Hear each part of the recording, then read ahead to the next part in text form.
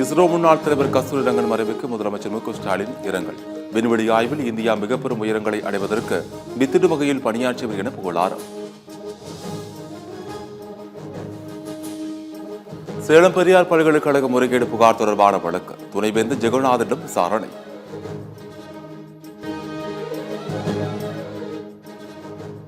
வெகு குறைவான பணியிடங்களுக்கு குரூப் 4 தேர்வுக்கான அறிவிப்பு வெளியிடப்பட்டுள்ளது. வருடக்கணக்கில் படித்துக் கொண்டிருக்கும் இளைஞர்களுக்கு செய்யும் துரோகம். எதிர்க்கட்சித் தலைவர் எடப்பாடி பழனிசாமி விமர்சனம்.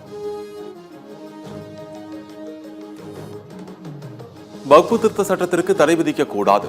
உச்சநீதிமன்றத்தில் மத்திய அரசு பதில் மனு தாக்கல்.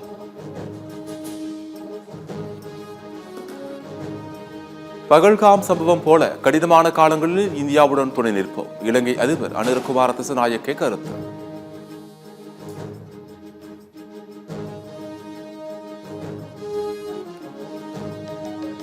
பகல்காம் தாக்குதல் நடத்தியவர்களுக்கு கனவிலும் நினைக்காத தண்டனை வழங்க வேண்டும். நடிகர் ரஜினிகாந்த் பேட்டி.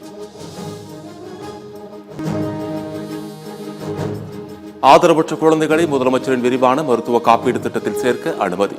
குழந்தைகள் நல மையங்களில் தங்கியுள்ள ஆதரவற்ற குழந்தைகளை திட்டத்தில் சேர்க்கும் வகையில் நடவடிக்கை.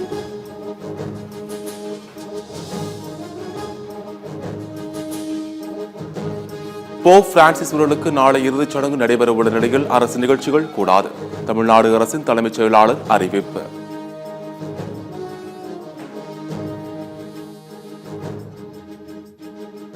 திண்டுக்கல் குடகனாறு அணையிலிருந்து தண்ணீர் திறக்க தமிழக அரசு உத்தரவு. திண்டுக்கல் கரூர் மாவட்டங்களில் 9,000 ஏக்கர் நிலங்கள் பாசன வசதி பெறும்.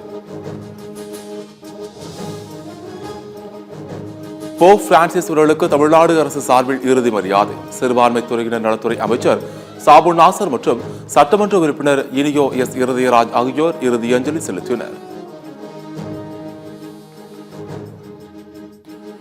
சென்னை அரசு மருத்துவக் கல்லூரி முதல்வர் தேரணி ராஜன் மாற்றம். மருத்துவ கல்வி மற்றும் ஆராய்ச்சி இயக்குநரகத்தின் கூடுதல் இயக்குநராக நியமனம்.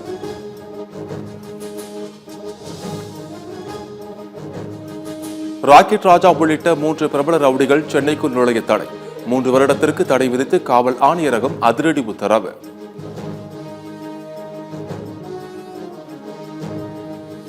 உணவுப் பொருட்களில் கலப்படம் கலந்து மனித உயிர்களுக்கு தீங்கி விளைவிக்கும் வியாபாரிகளை குண்டர் சட்டத்தில் கைது செய்ய வேண்டும். அதிமுக பொதுச்சேரி செயலாளர் அன்பழகன் வலியுறுத்தல்.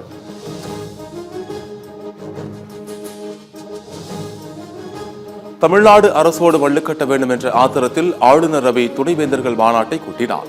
ஆளுநர்களை வைத்து மத்திய பாஜக அரசியல் செய்வதாக உயர்கல்வித்துறை அமைச்சர் கோவிச்செழியன் குற்றச்சாட்டு. மிரட்டுவது பாஜகவின் டிஎன்ஏவில் இருக்கலாம், ஆனால் அதை எதிர்த்து மாநில உரிமைக்காக போராடும் டிஎன்ஏ திமுகவிடம் இருக்கிறது. ஆளுநர் ரவியின் மிரட்டல் குற்றச்சாட்டுக்கு அமைச்சர் கோவிச்செழியன் பதில். பல்கலைக்கழக துணைவேந்தர்கள் விரட்டப்படுவது அவசர கால நாட்களை நினைப்பூட்டுவதாக ஆளுநர் RN ரவி வேதனை. தமிழகத்தில் காவல்துறை ராஜ்யமா நடக்கிறது என ஆளுநர் ஆவேசம். மிகுந்த எதிர்பார்ப்புக்கு மத்தியில் சென்னையில் நடைபெறும் அதிமுக மாவட்ட செயலாளர்கள் கூட்டம். பாஜகவுடன் இணைந்து செயல்படுவது, கூட்டணியை பலப்படுத்துவது குறித்து முக்கிய ஆலோசனை என தகவல். அதிமுக மாவட்ட செயலாளர்கள் கூட்டத்தில் பங்கேற்ற செங்கோட்டையன் பொதுச் செயலாளர் எடப்பாடி பழனிசாமியை தனியாக சந்தித்து பேச்சுவார்த்தை. தமிழகம், புதுவை மற்றும் காரைக்காலில் 27ஆம் தேதி வரை வெயில் சுட்டரிக்கும். இயல்பை விட 2 அல்லது 4 டிகிரி செல்சியஸ் வெப்பநிலை அதிகமாக இருக்கும் என வானிலை ஆய்வு மையம் தகவல்.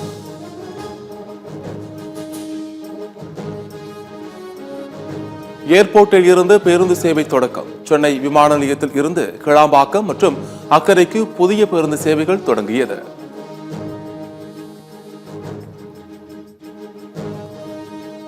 திருவண்ணாமலை பகுதியில் எத்தலின் ரைப்பனர் மூலம் பழுக்க வைக்கப்பட்ட மாம்பழங்கள் பறிமுதல். 1.5 டன் மாம்பழங்களை பறிமுதல் செய்து உணவு பாதுகாப்புத்துறை அதிகாரிகள். தென்காசி, தேனி, மதுரை, விருதுநகர், தூத்துக்குடி உள்ளிட்ட 18 மாவட்டங்களில் மழைக்கு வாய்ப்பு. வானிலை ஆய்வு மையம் தகவல்.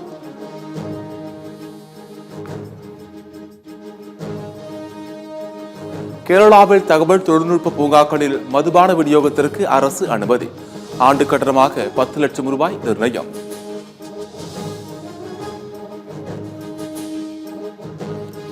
கர்நாடக மாநிலம் கோகர்னாவுக்கு சுற்றுலா சென்ற தமிழகத்தைச் சேர்ந்த மாணவிகள் 2 கடல் அலையில் சிக்கி உயிரிழப்பு.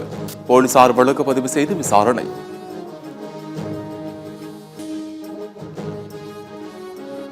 மும்பை இந்தியன்ஸ் போன்ற வீறு கொண்டு எழுவோம். KKR வீரர் மொயின் அலி நம்பிக்கை. சென்னை அணிக்கு எதிரான IPL லீக் போட்டி. ஹைதராபாத் அணிக்கு 155 ரன்கள் இலக்கு.